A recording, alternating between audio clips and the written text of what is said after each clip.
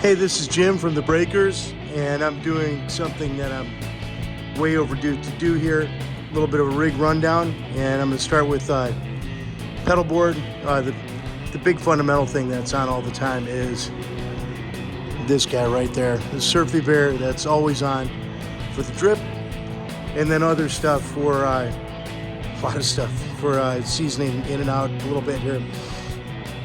First thing on the way in is hot tone, whatever it is, volume pedal and wah, so you can depress it. It becomes a wah, you click it off, it's volume pedal, use that a lot. The Freak Out, it's a great pedal from Digitech, and it emulates feedback at different levels and can make this sound like everything from a little bit of an under the waves, little bit mixed down feedback in the background to kind of full-on synth stuff. Uses on several songs to kind of create a little bit of the mood. More octave pedal. It's great for helping make like dinosaur noises and stuff like that. TC Electronic Viscous Vibe. Every once in a while we'll kick in vibe or a really extreme vibe that'll do some sound effect type stuff. EP booster, generally when we're kicking into more of a higher song or a solo part, and particularly live, we'll use that a lot. Don't use it as much while I'm recording. Octavia Micro from Pigtronics, it's a great octave fuzz pedal. It is also great for making dinosaur noises in combination with this and some other things. But we use that in a couple different ways as kind of a lower, kind of a toned down overdrive to a fuzz pedal to the full octave thing in various songs. Not frequently, but a few of them. More synth pedal, that is a great, it gets close to a lot of other pedals that maybe I switch in and out of in the studio for just little bit parts. But there's some fantastic synth sounds in that one. And the Electronic Harmonix Mel 9, fantastic Mellotron pedal. We use that on a handful of songs to create kind of the orchestral, either chorale sounds or cello or, kind of orchestra emulations. We've got some live cello on some stuff too, and I think on at least one of our tunes we've got both of them. It's just kind of my go-to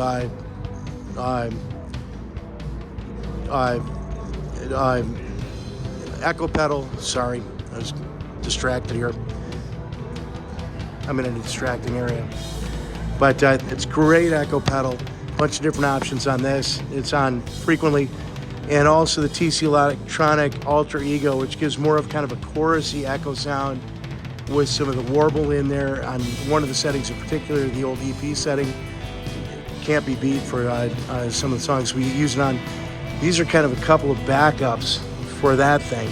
We've got the True Spring reverb pedal and the Ocean's 11 reverb pedal. This also has some other options that we use occasionally. The tremolo on this pedal is actually excellent. I use the harmonic tremolo on this and the bias tremolo, and that switch kind of kicks that in through here.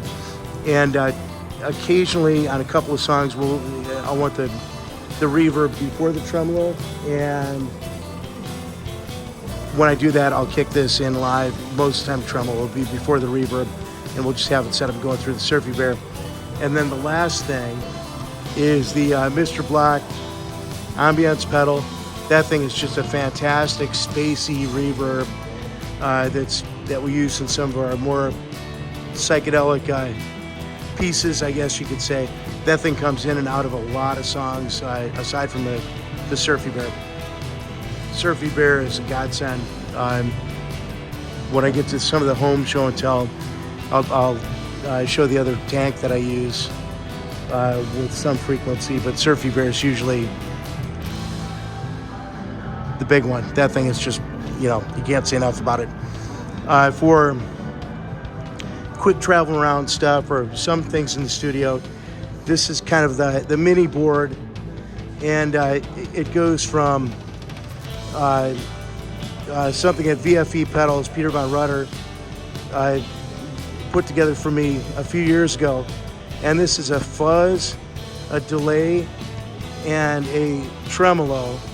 They're all really adjustable. You know, the fuzz itself is worth it for this.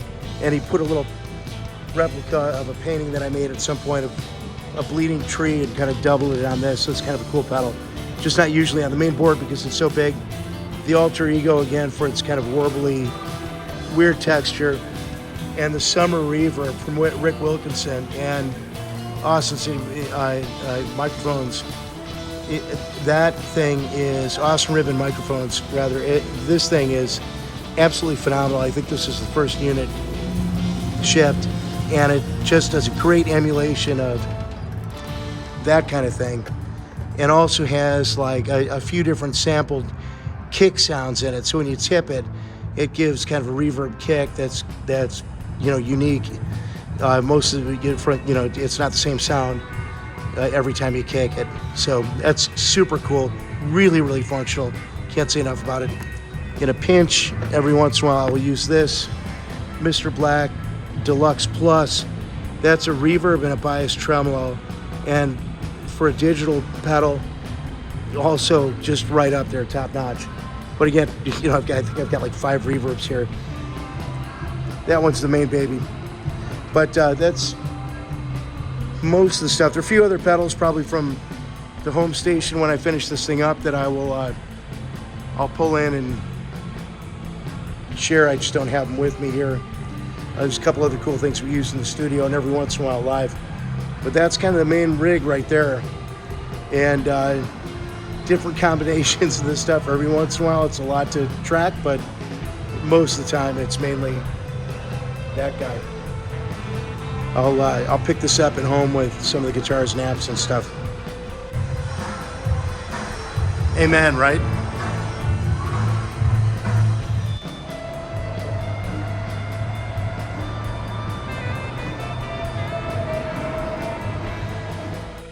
One of the cool things about having a house with a few rooms in it is you've got more rooms to keep guitars. There's Luna the cat.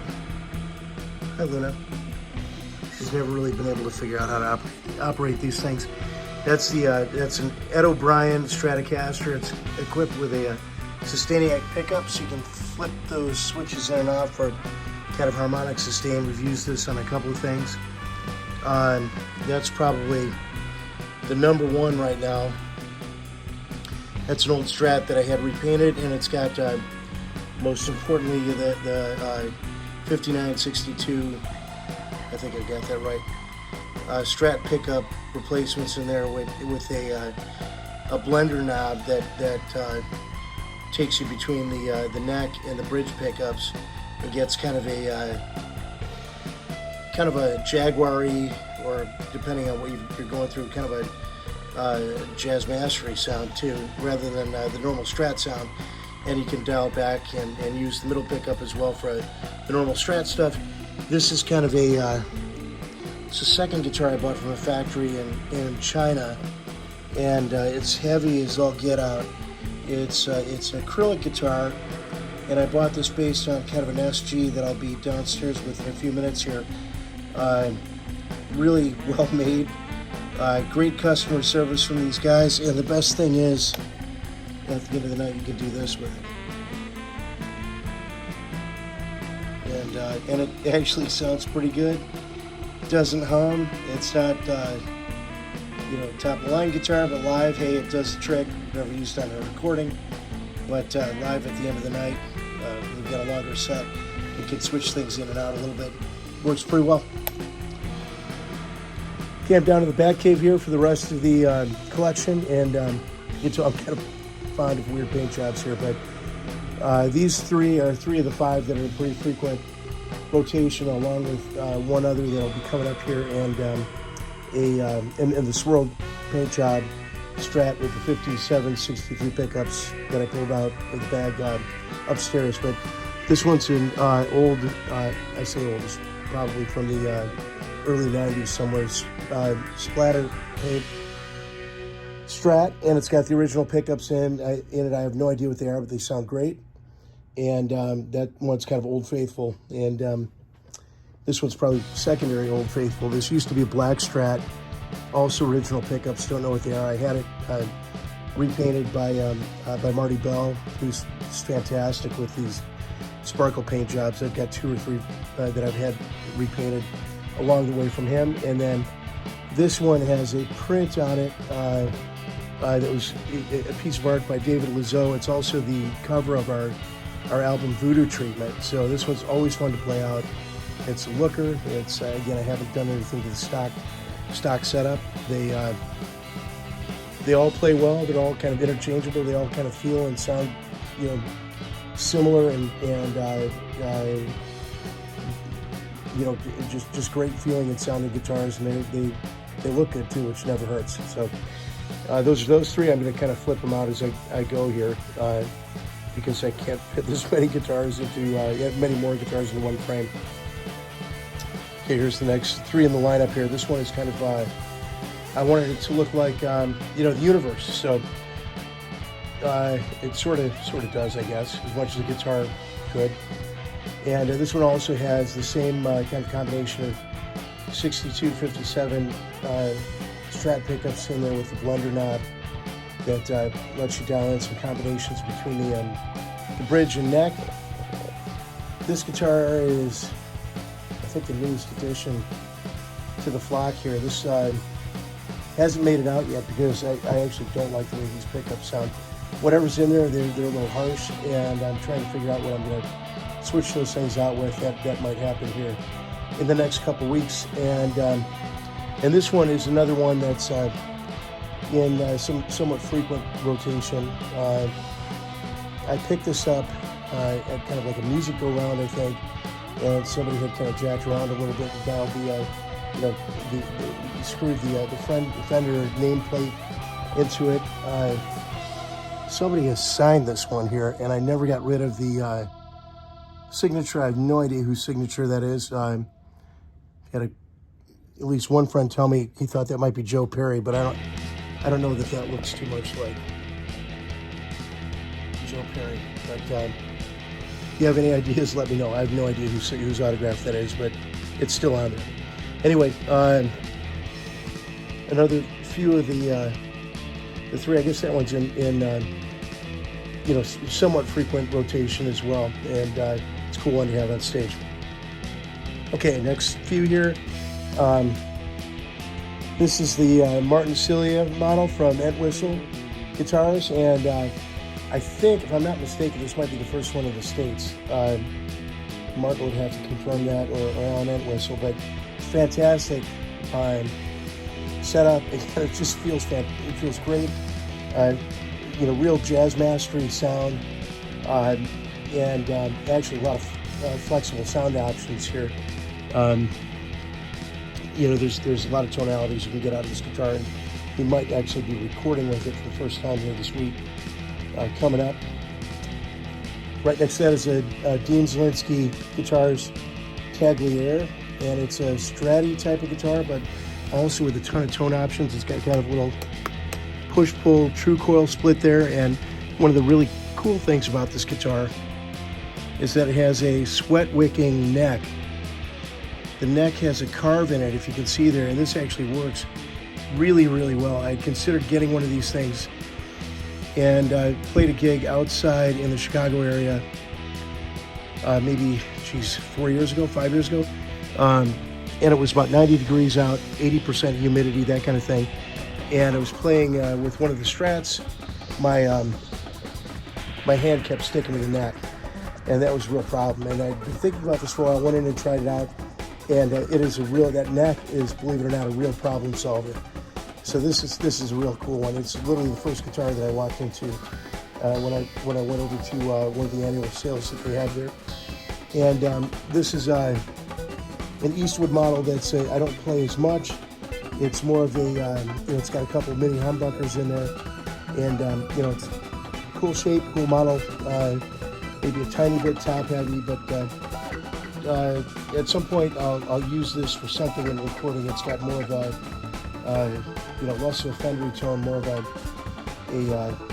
Les Paul type humbucker, associated sound with it. But also cool guitar, and one that just the looks alone, this one was another one that I think I walked into making music in the Chicago area, and right off the bat grabbed it off the wall, and I think the guy said, yeah, we figured you would be grabbing that next time you walked in, which I did. Okay, this is getting like climbing up a very, very tall hill here, but here are a few more. It's the this one is the Fender Aerodyne out of Japan, or from Japan, Strat. It's I don't know why I don't use it more. It's actually a pretty cool guitar. It sounds great. A little bit cuts a little bit more than some of the other guitars that I use. The pickups are a little bit a little bit harsher, a little bit more leady, but at least I found it that way. But it's fantastic guitar. I should use that a lot more. This is the Made in Mexico Jazzmaster. That one gets a little use every once in a while. It's got some use in the studio. And this is kind of a custom guitar from DeMont Guitars in Oswego, Illinois. I'd seen this a few years ago on I think it was an old Facebook ad, or it was somewhere online, and it's got some fantastic kind of custom neck work here. But I saw this, drove out to Oswego, and hung out a bit, chatted with Nate, and who has the store out there, and played this a bit, picked it up. Haven't used it in a while. Another one that I should probably be picking up a little bit more often. But it's, again, fantastic guitar, great build, fantastic feeling neck, sounds fantastic. It's why it's still here, even though I don't use it that much. It's just a great guitar. Okay, I'll keep going here. This is getting to be a little bit of an endurance test, but hopefully somebody's enjoying watching it. This is a Johnny Marr Jaguar, and it was a little bit of a third eye thing there that we stuck on it. Great sounding Jaguar, and a little bit kind of punchier in the neck pickup. A bridge adjustment that I've got to make on that one before I playing it out again, but again, great sounding feeling guitar. And here's a couple hallmarks. This one I've had for a while, and saw it on the Facebook site, kind of inquired of Bob Shade whether or not they had any others that were kind of done up and painted like this. Wayne Jarrett had done this one for him, and he said, actually, nobody's ever picked this one up. It's in my closet. You want it? So I picked this up. We've recorded more than a few things with this as well. It's got a great kind of classic hallmark sound.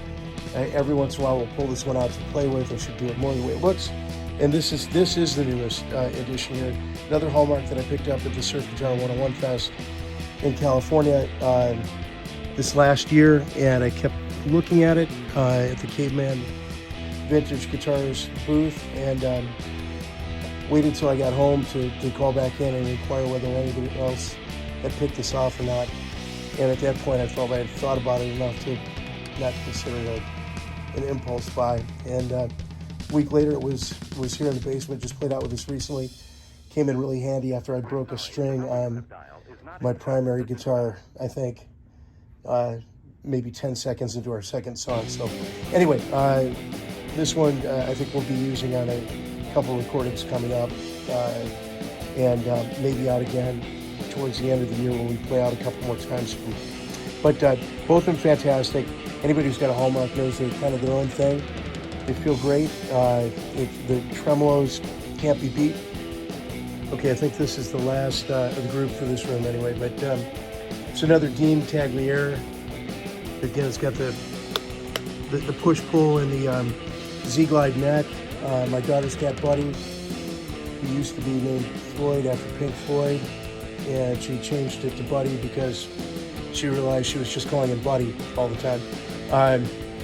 He was close to this thing at one point. We picked this up for a Halloween show, maybe 3 years ago or so, just 3-4 years ago, and he kicked a cup or a glass into the front of this thing that left a little tiny divot that I'm not going to focus on. It's going to bug the heck out of me because it does. I've either got to rub some crayon in that or bring it back to Dean Zielinski's group and have him do a little body work on it just to cover that little pinhole.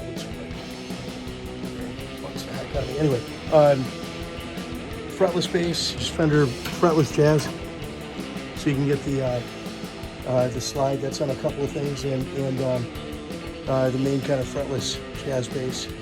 So it's the Bass Brothers right there, and I think that's kind of it for the downstairs room here.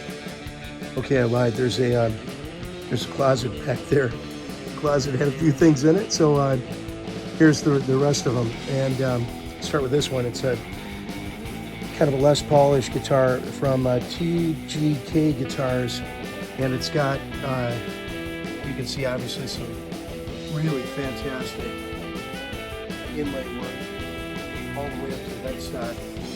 And this thing has not gotten a lot of play with the band, with the breakers, because it's not tonally what we're usually aiming for. But now that I'm looking at it, I'm sure we'll find some way to start looping this thing in. Next one is a Yamaha SGV, and for anyone who hasn't SGV1, for anyone who hasn't played one of these things, very thin, fast neck, really responsive tremolo, surfy, great surfy tones. This one sometimes will be the only thing in the kitchen next to the workstation and office here, for a couple months at a time, but it's been in the closet down here for a bit. And this thing, I don't even know, it's like a bass with a tremolo, and the neck is like a baseball bat. I have no idea what it is. It was probably made by a villager in a farmhouse in Lithuania somewhere or something like that. I don't have any idea what it is. Don't remember where I got it or why I picked it up, but it's back there helping hold up the wall as well. So there's that one too. As long as I was in the back closet there, I figured I'd pull out a few other things that have gotten a little bit of time, either in the studio or live, just for flavoring every once in a while. The Electro Harmonics Ravish Sitar pedal, that's been on a couple things for touch. Boss SY1 synth pedal, and the Electro Harmonics Synth 9. The Emma Piss You Out, I think I'm pronouncing that right. It's great raging overdrive. That's been on for touch every once in a while. This one is new and it hasn't been on anything yet, but the Walrus Eons, and it's like a multi-fuzz pedal with a bunch of different clipping diodes in there. Austin Drive from Rick at Austin Ribbon Microphones. Again, that's kind of walks the line between fuzz and distortion. I've played around with that at home a little bit here. I haven't had it on anything recorded yet. That's the Teisco Octave Fuzz. That thing is hard to control, but it's a lot of fun. We've used it on a couple of things, and this we've used on a couple of things. It's a song called "The Owls Are Watching" where we've used this. It's the Hot Tone X Stomp, and it comes with you can kind of download an iPhone program and kind of beam in almost like any effect. They have an endless number of effects. Maybe I'll give that a playthrough when I'm showing the amps in a minute here. And this thing, which is the Dr. No Skull Fuzz, and it's called the Skull. Maybe I'll give this a playthrough too. It's called the Skull Fuzz because if it looks like a head in a bag, it might just be a head in a bag. It's actually a fuzz in there. One of the eyeballs is kind of volume, the other is the fuzz control, and it switches between a couple of tonalities there. Maybe I'll plug this in a second. All right, so there might be one more up here. That's my Echo in the kitchen here with a Duesenberg Trom. That thing is also a great guitar. We played it on a couple of things. Should play it a little bit more. And the amps, main amps are a couple behind there. There's a Boss Katana and a Roland solid state amp just for practice up here. But the two big ones are just the Vibrolux on the floor, which is kind of a standard issue other than the weird screen stuff on the front. That and same with the Pro Reverb. It's kind of little brother on top of the stand there. And The screens are were made by my buddy Dave Salzman. He's got a print shop in the area and is also one of the great blues guitar players in the general vicinity. And I'll play through the Super Fuzz here through one of these two, probably the Pro Reverb, because I've got that one plugged in. It's a little tamer. As soon as I can get everything set up and plugged in here. Got those guys in a little bit darker setting. They look kind of cool with the LEDs in there. And then here are the main suspects here.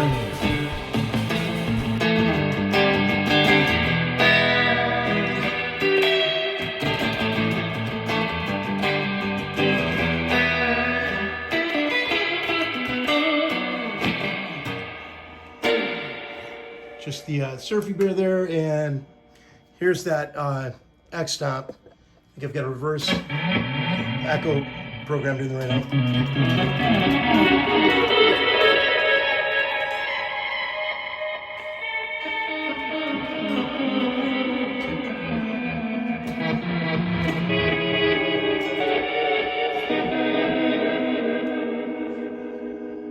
Let's get this guy going.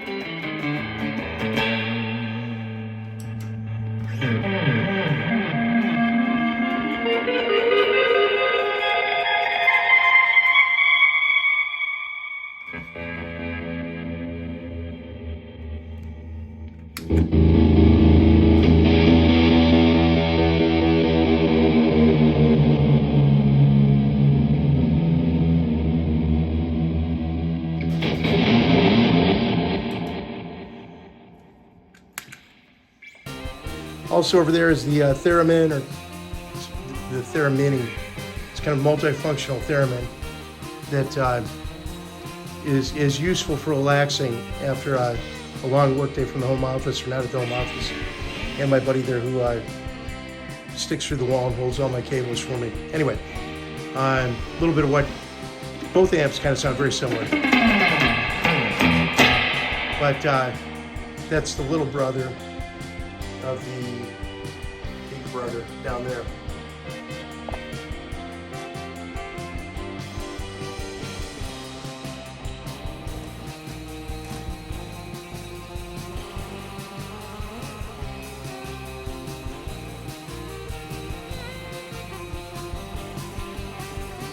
Okay, postscript.